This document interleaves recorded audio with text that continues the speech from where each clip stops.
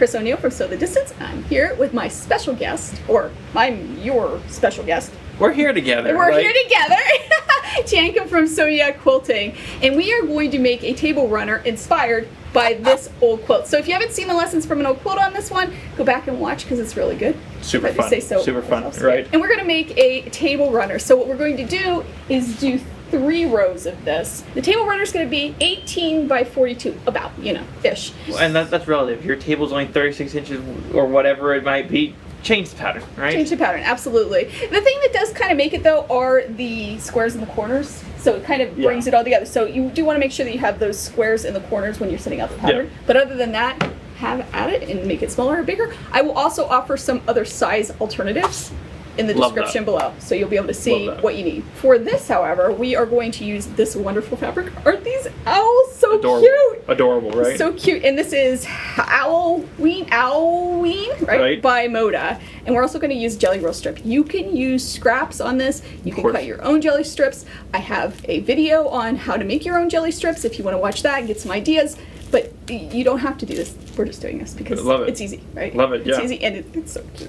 Well, and this is a great way of we're not using all the strips. Right. And so you can get your table runner and make a quilt project. Absolutely. I like being able to use up the whole roll. All right, so we're going to open this up and we're going to pull out from this anything that's not this dark black because we want it to show up. Of course, okay, yes. So we're going to have you open that. I'd love to. Right there are your lights. There are lights. Now you could put a light background with that and make a similar project so you can give them as gifts if you want to. I might just make myself a little junior jelly roll here and put it right there. Junior, you're going to have another one here in a minute too. So we need 16 strips from this. I'm going to let you 16 strips. 16. And are we going with busier prints? Do we want to make it more subtle? I think it's, what do you think? Maybe not duplicate prints because we're going to keep it scrappy. So no duplicates. Yeah. We need 4 strips of 3. So we're going to start with 3 and I'll show you how we're doing this. We're going to sew these together. I'm going to put together 3 more of these sets for you and I'm going to feed them to you to sew. Awesome. And you're just sewing them end to end, right sides together. Don't get too hung up. I mean, if you have a 1/4 inch, that's great, if you're great at it, but if you're not, it's okay. This block is very forgiving because we can trim it down and nobody's ever going to notice. And I know you guys all love that. Green side, orange side. Doesn't matter. I'm just checking. I'm just checking. I'm good, I'm easy. As he's sewing the rest of these strip sets together, I'm going to press. And it's so awesome to have a helper. Right? I set my seams, as you know. Somebody doesn't always, but that's okay, because that's what makes up the quilting world, right? Not even always. I never. Oh, let us know in the comments if you set your seams.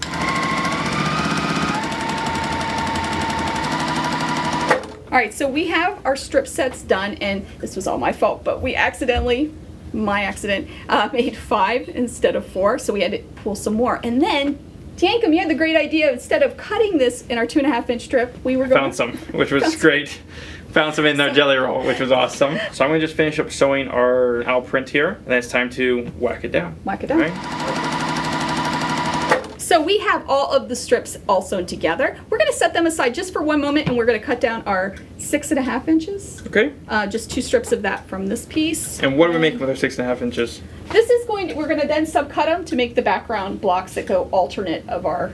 Oh, I see what we're saying. Yeah. So these guys. These guys. That's what we're making out of this. Love it. All right. So we just need ruler. Cool. You should just be able to go right on down and... Right. Line her up and... Easy. Easy, easy. How easy is that? And then we do have some left over, but that would make great binding. So now we just use the ruler again and whack it down some more. Whack it down some more, and we're going to cut off our selvage, and I'll let you do that side, and then I'll do the other. Oh, yes. So, go ahead there for the 6.5 inches. 6.5 inch. I love that you chose a print here, because you chose this fabric out. You chose a print here that's larger. That's going to end up being larger in our blocks in the back, so that's going to be great. It's going to be great. And how many total squares do we need? We need 12. So those blocks are done. Yeah, yeah. So we can just set them aside. All right, so now I'm going to show you how we put together the other block, the 9 patch. It's really a 9 patch, but it's just the way the colors are that it doesn't look like a 9 patch. We want some variety. Yeah. So we're going to cut 1 2.5 inch piece from this, then we'll pick another one, and then our center. Cut another one. And then eventually you're going to cut them all up. But just for this, for YouTube purposes, we're going to show you one. And these are supposed to be 2.5 inches, correct? Yep. They're not. And I just cut mine at 3. Oh my gosh. Oh my gosh. I knew that was happening too. This is why I think they need to make a ruler with less lines on it. So this is going to be the center. And look, see how he's like... Oh, he's peeking out. And we're just going to repeat this process though in reality. In reality, we're going to cut all these up, and when I meet you back here, I will show them all cut up, and then we'll start assembling. Oh, awesome. All right, so one thing that I didn't do that I should have done is probably press to this owl. Gotcha. So they'll and then press these out, because then they'll nest. But look at how cute. Super, super nice. Well, and for the full effect here, we're going to have a block here, right? Yep. Obviously, we need to have our seam allowances. Seam allowances, right. So people get confused by that. There will be seam allowances in there, and it'll be the same size as this block. Well, and you can see how that one in the middle starts floating there. It's going to be cute. So I'm going to sew this one up, and then we're going to just keep making blocks. 1/4 inch seam all the way down. All the way down, but it's okay if you don't. Love it. Okay. And like obviously we can switch those out, but different colors. It looks great. In our sample, we saw 2 together. Who cares? It happens. It happens sometimes. Look at that. That's good. Do you want me to press it? It's cutesy. It's a little busy, which is probably going to be good, but it's also a little Halloween-y fun too. Which is fun. When you're looking at just the block, it's like this is super busy, but we always forget about all the blank space that I will actually have it in the end. So you can also see it's a little wonky, which is that comes sometimes just with working with jelly rolls because they are cut on the cross grain. Yeah. No, straight grain. They're supposed to be cut on the straight grain, but fabric's printed a little bit skewed, so it's So we will get all these done, and then we'll square them up and come up with our custom size. Well, it's not gonna matter. And we run scant quarters on our machines here, and so that gives you that extra little bit to square it all up to make it perfect. Let's crank out some more of these then. Let's go. Okay, so there's been some changes because when we laid this out, I personally think it's very muddy. I think beauty's in the eye of the beholder, right? And so some people really like busy quilts, some people don't. Right. We'll lay it out. Let the viewers decide if it's muddy or not. A little bit busy. But it kind of depends for me, you know? Like if this was across your kitchen table, you're throwing plates and stuff on it, you know, is it really too busy or is it busy enough that people can see what it is? So what I did was pull, and it's so great because there's a quilt shop here so I can pull fabric. Look at how that like calms it down if we do sashing strips. Just something simple. Just something simple. We are going to trim these guys down. Yes. Okay, so we're going to trim, these should be 6.5 inches, they are not, so, or they are wonky, they're just not matching up. Yeah. So we're going to lay it down and do a 6.5 or 6 inch. What works well for this is a 6 inch ruler. If you don't have it, you can move it around, but this works wonderfully for this because you really want that center to be your center, so you line up that middle as best as you can. And close. And then cut off both sides. Love it. That's how we do it. I'll let you do that because it's both sides, so I'll let you do that. And we are cutting off a lot. Well, it's just going to make it a little bit more cleaner, make sure everything lines up just a hair better. And I always line up a line. Also, like, in this particular moment in time, we are reimagining what was behind this, right? Exactly. This is a fun practice. Take something old, try to make it new, try to make it better than its original form, right? Sometimes the original form wins. Sometimes. Well, and then from here, too, we're going to just cut the black blocks down, which we'll do right now. Okay, so now everything is trimmed down to 6 by 6. So at this point, it's time to start putting together, but we're going to add our sashing. We're going to add our sashing. So we're going to sash between each of these, and then put our side sashings in. I always, when I'm doing skinny strips, I do it oversized and cut it down. Oversized? And cut it down. How do we cut it down if it's oversized? So, well, I'll show you. That's the secret then. We're going to do 2 inches. Because I want to show this technique and I want to have a lot of room to show that. So there's a little bit of waste when I do it. When you do it at home, you might want to do 1 3/4. But it's going to allow you to see the process a little bit So at this point, we're going to cut a 6 inch by 2 inch, essentially. Straight. Add them onto the guys going this direction. And then from there, we'll add in the last pieces at the end. So we need 1, 2, 11, 12, 13, 14. 14 short 6 by 2. Love it. So we're going to cut 2 inch strips. We are going to trim it down, which will make a lot more sense in a minute. So we're just doing the 2 inches because that way if we want to make it 1.5 inches or we want to make it 1 inch or 3/4 of an inch finish, we can have the wiggle room to do that. All right, so I'm just going to show you how we do this. So this is our row going vertically. So we're just going to sew that to that. And like I said, we did make these a little oversized just so you can see the process. And then we just add the black onto it. Not yet, because we gotta cut this down. Quick little seam set. Seam set. So now I have this here, that it's bigger than I want. It's easier to get it straight and right if I cut it afterward, at least for me. Well, and off the seam, off too. The seam. That means it's perfectly straight. But trimming this down by lining that line up on your sew line, it just makes it easier, especially when you're working with small pieces, in my opinion. Well, and the hardest thing to prevent in the end is when you get a skewed quilt, there's not much you can do to fix it other than whacking off borders or whacking off something to get it to fit right. I'll keep sewing here to give you the next one. So that one goes there. So now we have, I think, just that to that, right? Love it.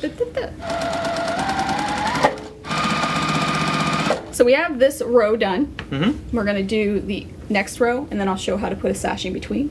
We'll finish it up. Great.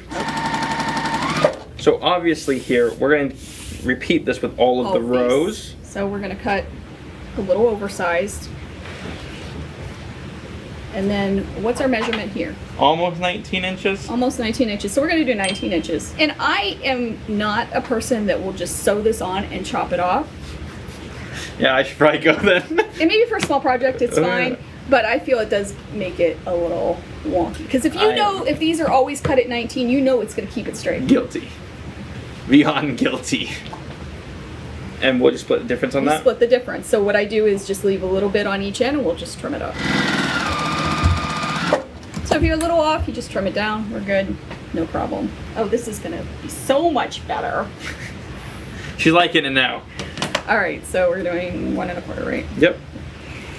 I like to walk my hand down when it's bigger. Of course. Then just add that right on. Yep. All right. Oh, look. I won't look. There you go. It does need a good pressing, but you can see how trimming them down does give you some consistency. And this also brings it into like today's world, right? Yeah. If you're doing a 9-patch quilt, it's going to be sashed in today's world. We yes. just recently did a video of like a jumbo-fied, like a disappearing 9-patch. Yep. With big old sashing, right? Because it adds a dynamic to it. Yeah, definitely that grid helps it. So we're going to go ahead, finish this up, and we'll meet you back here when it's all pieced together. Easy. All right, are we rolling, or have you been rolling? Oh, yeah. Oh, we've been rolling. Okay, so it is, all of our pieces are in here. It looks pretty good, straight-ish. We've had a few little issues, but other than that, it's really nice. Every quilt has a couple of issues in it, right? That we have to figure out. Maybe we didn't sew it exactly right. Maybe you were using a scant 1/4 inch foot. So we are going to add borders. Awesome. And we are going to pick something, a solid, again, because we don't want that muddiness. You want to keep going with this? Yeah, I think all right, let's keep going with that. Finish off with that, and then the binding's going to give it like its final frame, which will be pretty. This is how I normally do it. I normally keep the same consistency in mine, or bigger. I never go smaller because then it kind of makes it look wacky, in my opinion. Okay. Well, there's an old school formula. Okay. But you know what? Everybody breaks rules. Okay. So I'm good with that. But they always say half the size of your block for your borders. Half the size of your block. So a 3-inch border. I'm in for it. Let's throw a 3-inch on there. You can always trim it down, right? Absolutely. It's going to make it a little big. But again, yeah, you can always trim it down. Let's do it. It is all done.